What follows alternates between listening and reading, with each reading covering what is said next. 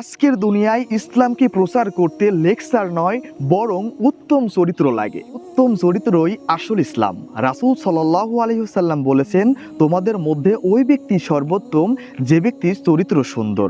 আজকে আমরা সুন্দর পরিপাটি পোশাক পরিধান করছি, আমাদের সুন্দর দাড়ি রয়েছে, আমরা 5 ওয়াক্ত সালাত আদায় করছি, কিন্তু আমাদের ইসলাম কোথায়? আজকে আমরা দোকানে বসে গীবত করছি, সেখানে মারামারি করছি, ঝগড়া করছি, অথচ আমি মসজিদের প্রথম কাতারে গিয়ে সালাত আদায় করছি। আমরা ভাবি ইসলাম মানে শুধু ইবাদত, কিন্তু রাসূল সাল্লাল্লাহু আলাইহি সাল্লাম বলতেন, মানুষের সাথে ভালো আচরণ করা বড় ইবাদত। একবার ভাবুন, আপনি কেমন আচরণ করছেন আপনার সন্তানের সাথে, আপনার পিতামাতার সাথে, আপনার স্ত্রীর সাথে। আপনার আচরণে যদি রাসূলের আদর্শ ফুটে না ওঠে, তাহলে আপনার সুন্দর টুপি, আপনার সুন্দর পোশাক, সুন্দর দাড়ি, এগুলো মানুষকে কখনো আকৃষ্ট করবে না। তাই আসুন ফিরে আসি রবের পথে, আসুন আমরা ইসলামের পথে ফিরে আসি, নিজেকে পরিবর্তন করি। আজকের দুনিয়ায় ইসলামকে প্রচার করতে লেকচার নয়, বরং উত্তম চরিত্র লাগে।